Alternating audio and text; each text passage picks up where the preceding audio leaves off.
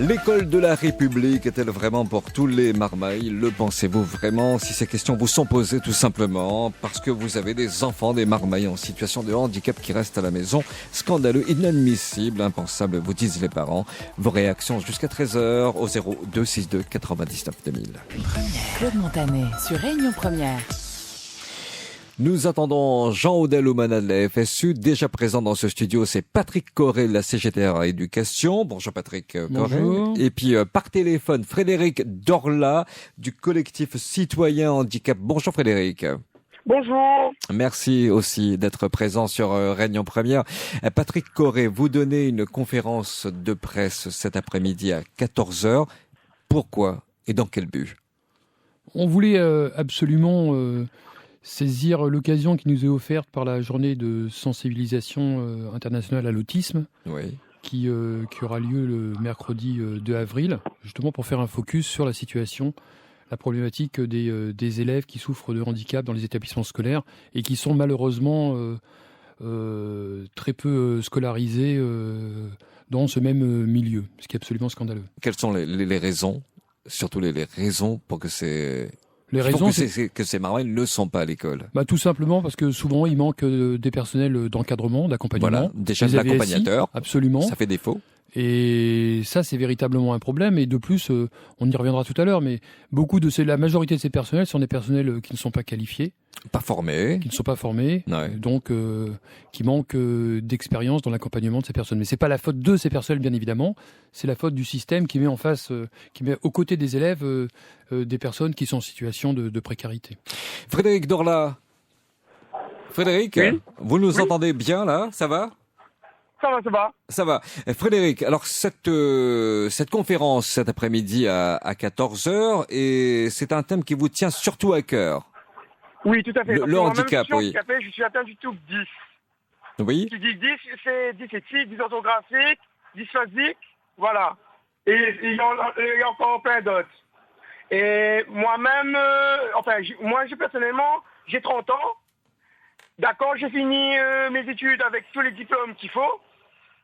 Mais comme plein d'autres handicapés, j'ai souffert par ça, en fin de compte. Vous voyez? Oui. Raillerie, moukata, tout ça, en fin de compte. Moi-même, dans le temps, parce que quand j'étais petit, le trouble 10, c'était pas tout à fait reconnu. Même mal détecté. Pour vous dire, quand j'étais petit, j'avais à peine 20 minutes de récréation. Pourquoi? Parce qu'en fin de compte, j'avais difficulté à lecture, d'écriture, de compréhension, enfin pas de compréhension, mais bon. Mais là-dedans, au lieu de faire mes récréations comme les camarades normaux, j'étais obligé d'avoir plus d'heures de lecture et d'écriture. Ouais, c'est ça, ouais. Ouais. Il fallait, Voilà. il fallait rattraper quelque part, c'est ça, hein? Voilà, rattraper mes retards en fin de compte. Voilà, oui. Voilà. Et Frédéric, est-ce que vous avez eu droit à un accompagnateur lorsque vous avez été scolarisé? Non, franchement, non. Pour avoir droit à ça, il fallait Ouais. que j'attendais le lycée. En tout ça, c'était depuis tout petit, j'avais le droit, mais ça, tous mes droits, je ne savais pas du tout. C'est pourquoi moi, je me mobilise aujourd'hui, parce que j'en connais plein d'handicapés. Par exemple, les dyslexiques, c'est un exemple, hein, parce que moi, j'en connais plein d'autres qui ne connaissent même pas leurs droits. Vous voyez?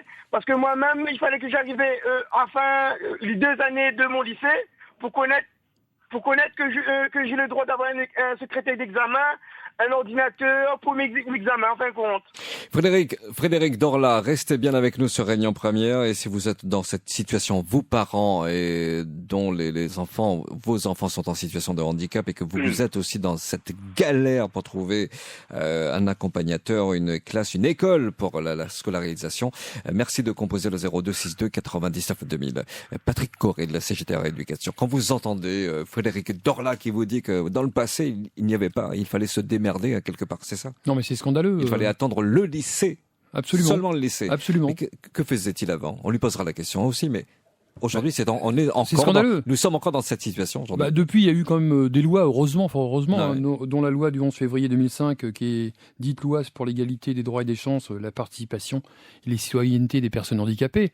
Nous, au niveau de la CGT Éducation, on était bien sûr favorable à une loi qui tend à développer l'égalité. Sauf que les moyens, ils n'ont pas suivi. Et on se retrouve dans une situation aujourd'hui où il y a un tas d'enfants qui n'ont pas d'accompagnement, alors qu'ils souffrent de handicap. Et ça, c'est particulièrement désastreux pour leur scolarité. Je voudrais simplement signaler à vos auditeurs que la France, elle a fait l'objet d'un jugement de la part du Conseil de l'Europe, qui a été rendu le 11 septembre 2013, jugement qui dit, je vous le lis, je vous donne une lecture, la France ne respecte ne respecte pas le droit des enfants autistes à recevoir une éducation, ni celui des jeunes adultes à recevoir une formation professionnelle. Je voudrais quand même préciser qu'il s'agit de la deuxième condamnation. Après un rappel à l'ordre qui a déjà été fait en 2003. En l'espace Et de 4-5 ans. pour vous donner un ordre de mesure, Ouais.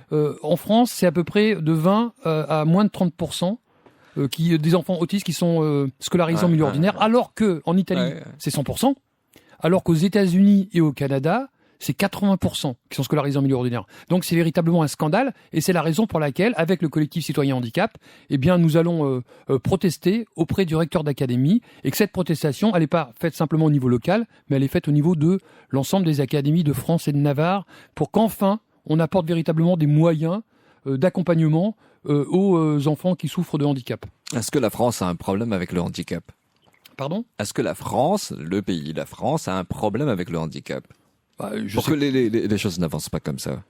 C'est simplement. Tarde à avancer. Je pense qu'il y a place. des volontés qui sont affichées, si vous voulez. Il y a des effets d'annonce.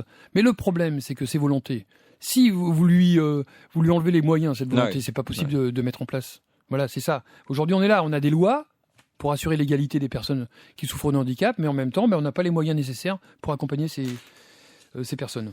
Jean-Marc Maillot du comité du sport, du comité régional du sport adapté est avec nous aussi sur Réunion Première. Bonjour Jean-Marc.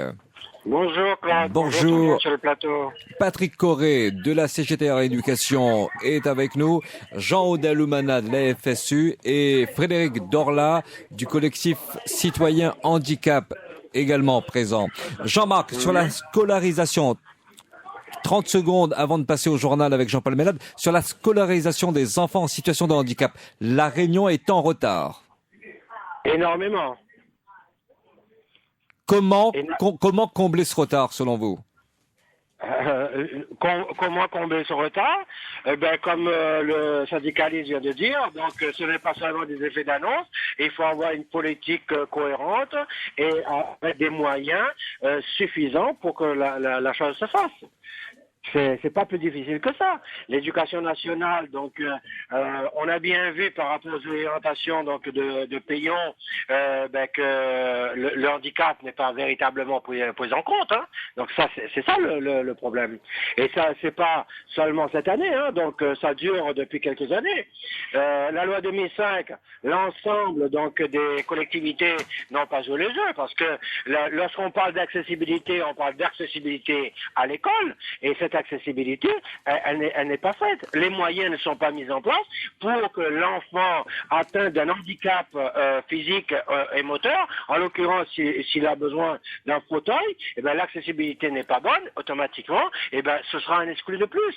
Voilà. Donc ça nous met je comprends les syndicalistes et merci à eux de prendre notre fardeau en partie, mais vraiment nous on est déçus, énormément déçus, et en plus là avec les 3 ans ou les 6 ans qu'on va remettre une couche pour dire que on reporte la loi de la réalisation pour 2015. Réunion première. Chaque jour, le 12-13 vous donne la parole. Exprimez-vous, donnez votre avis, participez au débat. 0262 99 2000. Réunion première. Et du beau monde dans ce studio. Il y a avec nous Patrick Corré de la CGT Éducation, Jean-Audel Oumana de la FSU. Bonjour Jean-Audel. Bonjour. Jean-Marc Maillot du comité régional du sport adapté et Frédéric Dorla du collectif Citoyen Handicap. Jean-Audel, sur le handicap et sur ce retard, le retard de la France, notamment dans les établissements scolaires.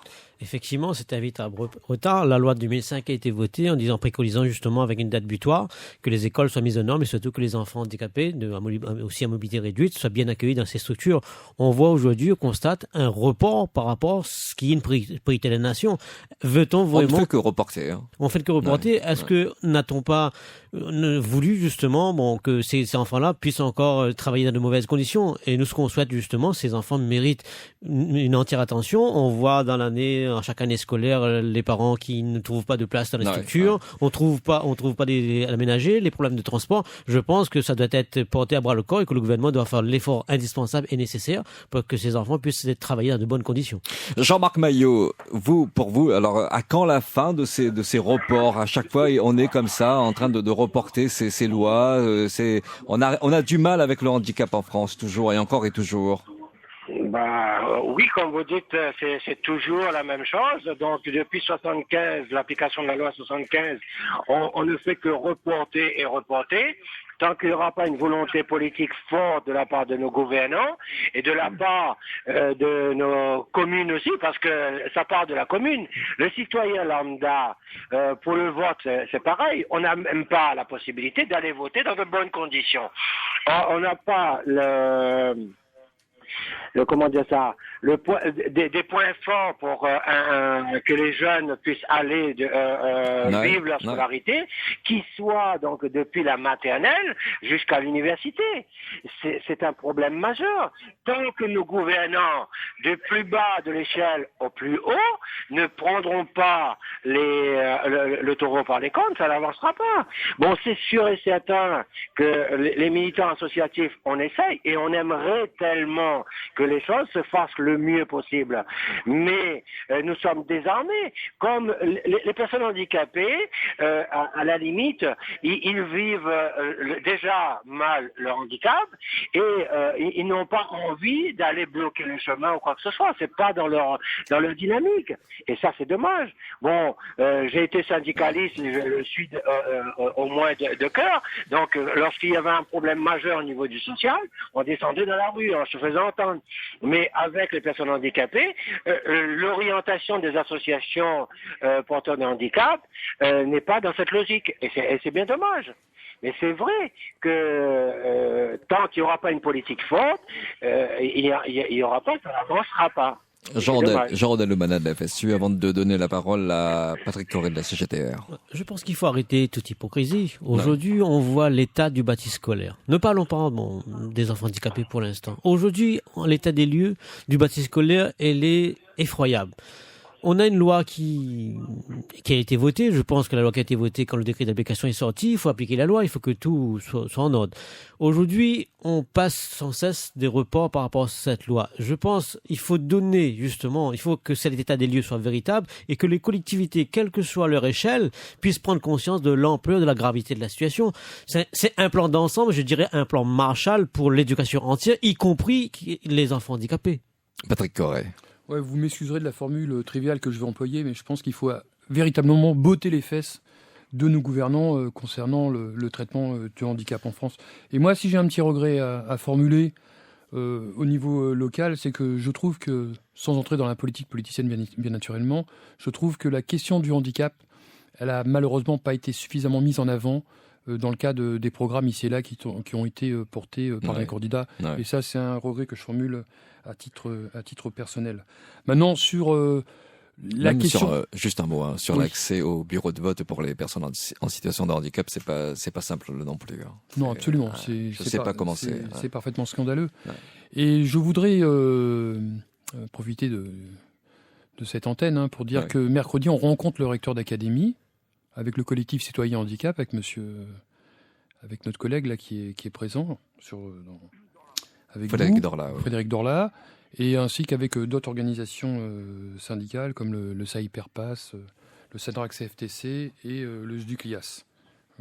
Donc on va rappeler au recteur ses obligations, les obligations. Vous allez mettre la pression. On va mettre absolument la pression. Déjà, pour qu'à minima, je dis bien à minima, qu'il y ait des accompagnants pour les enfants à la rentrée, que les élèves qui souffrent de handicap puissent avoir une scolarité en temps et en heure, comme tous les autres élèves.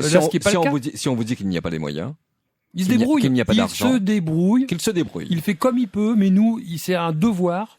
Ouais. Chaque élève doit pouvoir être scolarisé au même moment que tous les autres élèves qui ne souffrent pas de handicap. Et ça n'a pas été le cas l'année dernière. Et ça suffit.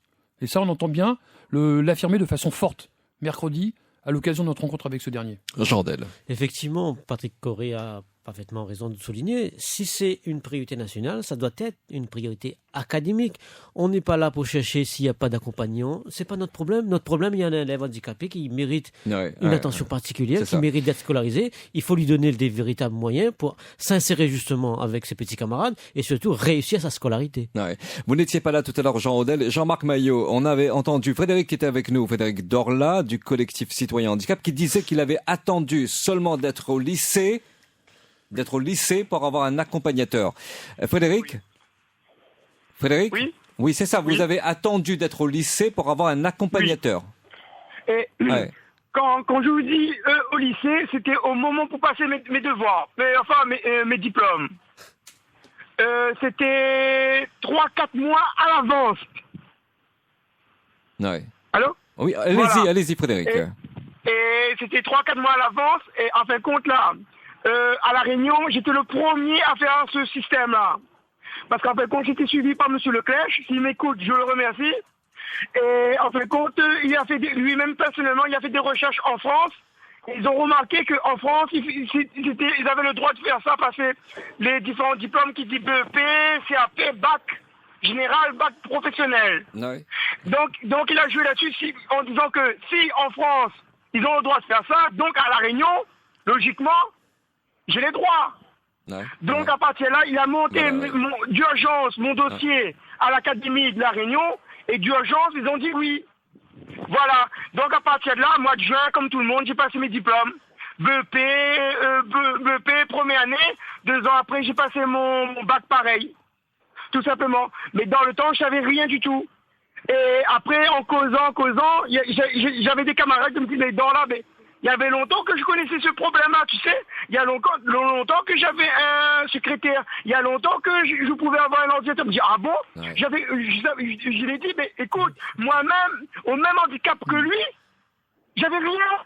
Pourquoi lui il l'avait et pas vous? On est vraiment dans la discrimination. Manque de communication, en fait.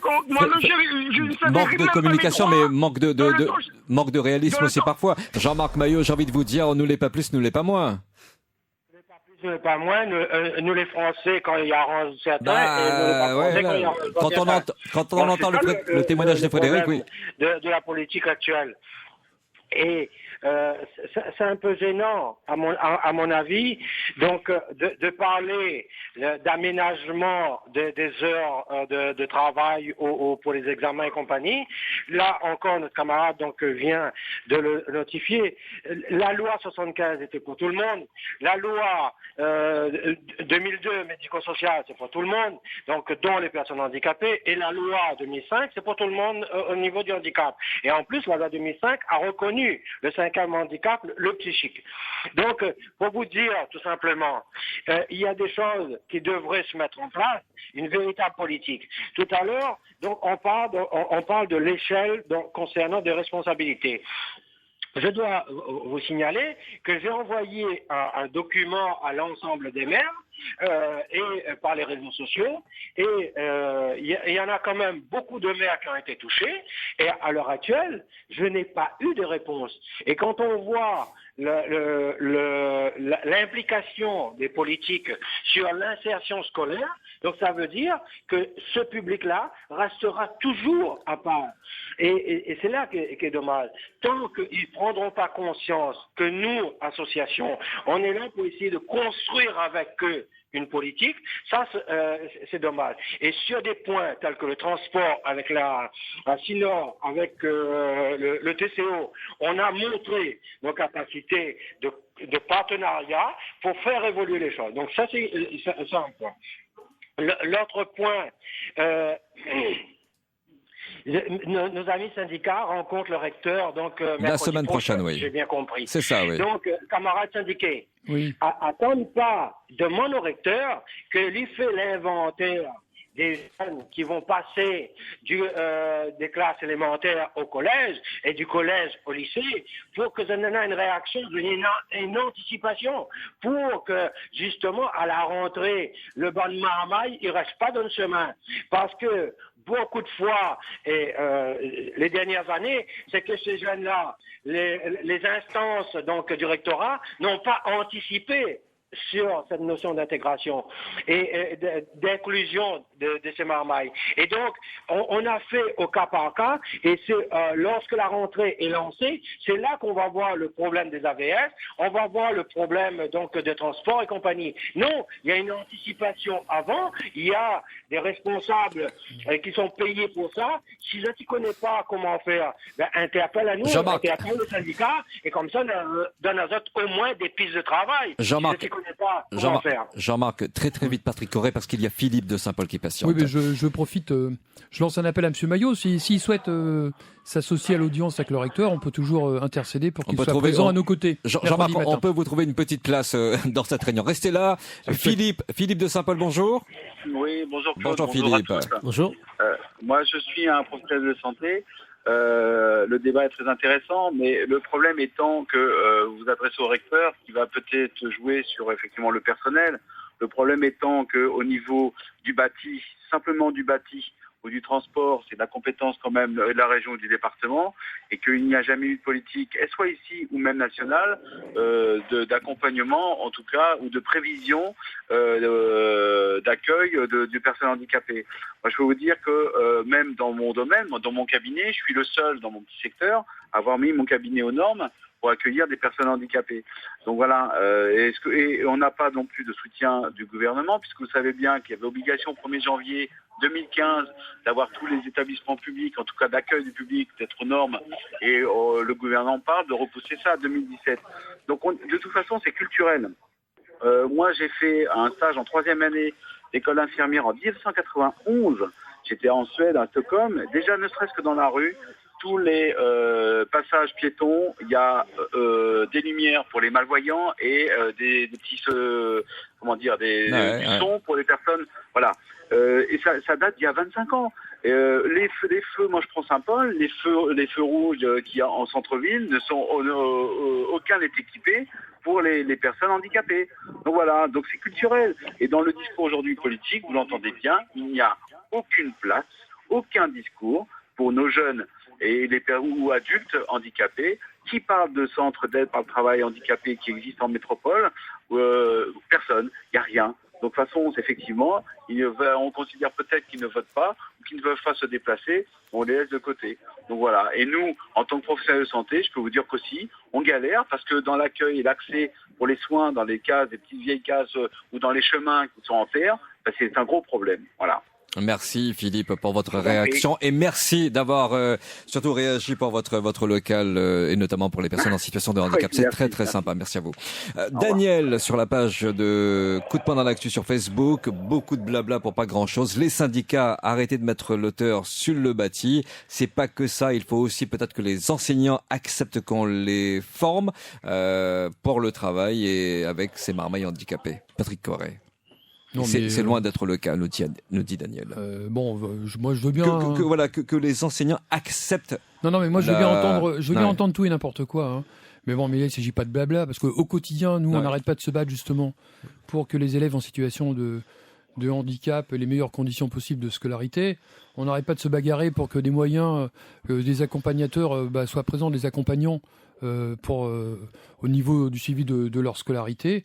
Donc certes, on est à une situation aujourd'hui encore complètement catastrophique, mais on n'aurait pas été là, ça aurait été certainement pire. Mais est-ce que, je rebondis sur ce que dit Daniel. Est-ce que les enseignants pourraient accepter d'être formés pour travailler avec ces enfants handicapés? Non, mais l'enseignant, il fait de la transmission du savoir. Après, il y a des accompagnateurs, si vous voulez, qui accompagnent l'élève, parce que c'est complexe dans une classe en milieu ordinaire. D'accord. Il faut absolument qu'il y ait un suivi individuel. Quelqu'un qui accompagne physiquement la personne qui souffre de handicap. Voilà. C'est absolument important. Jean Dalloumana. Justement, il ne faut pas voir simplement l'acte éducatif qui se résume à l'élève handicapé, à l'enseignant. Je pense qu'il y a un personnel qui doit accompagner, notamment un personnel de santé. Et aujourd'hui, nous voyons le dépérissement, justement, l'appauvrissement de ce corps de métier. Je pense qu'au niveau du premier degré, il y a un manque incroyable de ce personnel de santé, notamment pour détecter ces problèmes et justement pour les accompagner. L'élève doit être accompagné du primaire jusqu'au lycée. Et là, j'ai bien vu effectivement cet étudiant qui a dû attendre justement au niveau de passage des examens pour avoir un accompagnateur. C'est dramatique. D'autant plus les textes le prévoient au niveau des épreuves. Les textes sont là, mais c'est une volonté réelle. Est-ce qu'aujourd'hui, dans nos politiques actuelles, est-ce que l'humain a encore sa place? Jean-Marc Maillot. Alors, tout à l'heure, Philippe. Un palier donc de la maternelle. Oui. Donc parce que monsieur a dit donc du primaire. Non, je dirais de la maternelle parce que c'est là que ça commence. Donc si on accepte le handicap dans les maternelles, de la maternelle jusqu'à l'université, donc il n'y a pas de problème. L'acceptation donc des syndicats, des professeurs. Donc ce que je vous demande, c'est que c'est surtout ne pas lancer la faute sur l'autre. Mettons-nous autour de la table, travaillons ensemble. J'ai bien entendu le message d'invitation pour mercredi prochain. Je verrai en fonction de mon emploi du temps. Donc, si je peux me libérer, et je peux vous dire, je ferai tout pour me libérer. Donc, Claude, tu as mon numéro. Si tu peux leur donner mon numéro, eh bien, tu leur donnes. Et je travaillerai en étroite collaboration avec toutes les personnes qui veulent bien faire progresser la cause de personnes porteurs de handicap. Et quel que soit le handicap. Je ne renvoie pas la pierre ni à la commune, à qui que ce soit, il y a du retard. Allons travailler ensemble. Plan Marshall, plan Paul, Pierre, Jacques, Philippe, qu'importe. Mettons-nous autour de la table et travaillons pour que l'avenir de ces citoyens à part entière ne sont pas entièrement à part. Merci.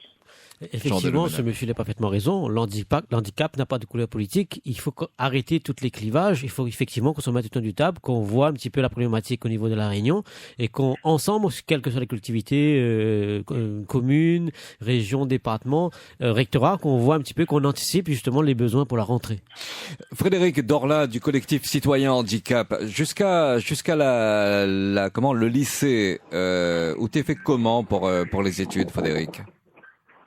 Déjà, je remercie Philippe, le professionnel, pour son aménagement pour les handicapés. Merci à lui, en temps privé.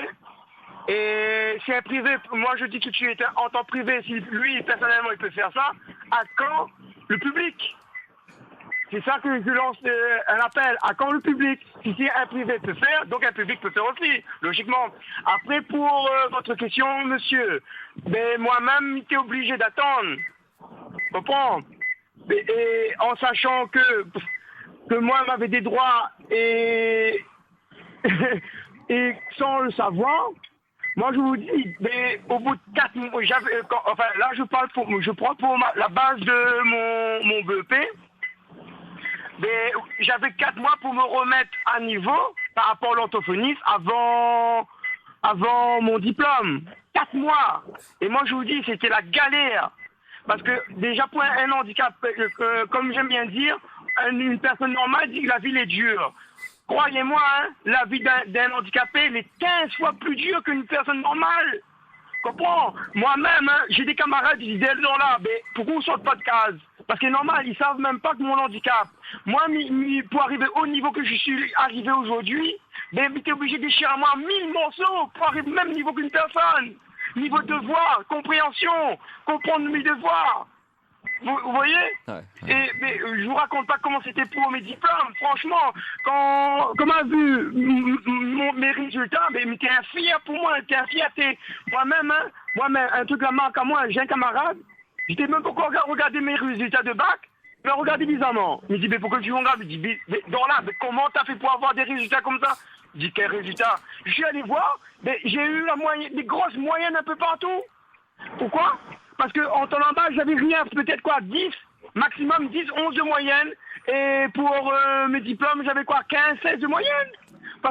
Pourquoi? Parce qu'à partir de là, j'avais un secrétaire d'examen, un ordinateur, et puis la dame m'a révisé. Et Pour info, l'ordinateur, il n'avait pas la secrétaire et l'ordinateur, c'était vérifié par l'Éducation nationale. Frédéric, Donc, Frédéric, on va aller très très vite, mais je voulais juste vraiment vous remercier pour votre témoignage. Vous êtes du collectif citoyen Je handicap. veux aussi remercier les gens qui nous soutiennent pour le 2 avril, notamment pour la M. Réunion, Corré, ouais. le syndical CGTR Éducation. Mais il est avec nous, il va conclure. Merci Frédéric Dorla, Patrick Corré de la CGTR Éducation. Vous avez entendu hein, quand il en parle, Frédéric. Voilà, il a des capacités, Oui. il a envie d'avancer, il a voilà, mais c'est les moyens Ouais, dont on va il se ne battre. dispose pas. Ouais. Ce que je peux dire à Monsieur Dorla, c'est qu'on va se battre, on va continuer à se battre et on redoublera d'énergie afin que les handicapés, ils aient toute leur place dans la société. Et quand je dis ça, c'est pas pour faire le style, hein, si je peux me permettre de parler ainsi, mais c'est véritablement parce que on n'accepte pas les discriminations de quelque nature que ce soit. Vous reviendrez pour en parler. Et puis cette réunion la semaine prochaine avec le recteur Patrick Corré de la CGTR Éducation, Jean-Audin Loumanan de la FSU, merci aussi à Jean-Marc Maillot du comité régional du sport adapté et un groupe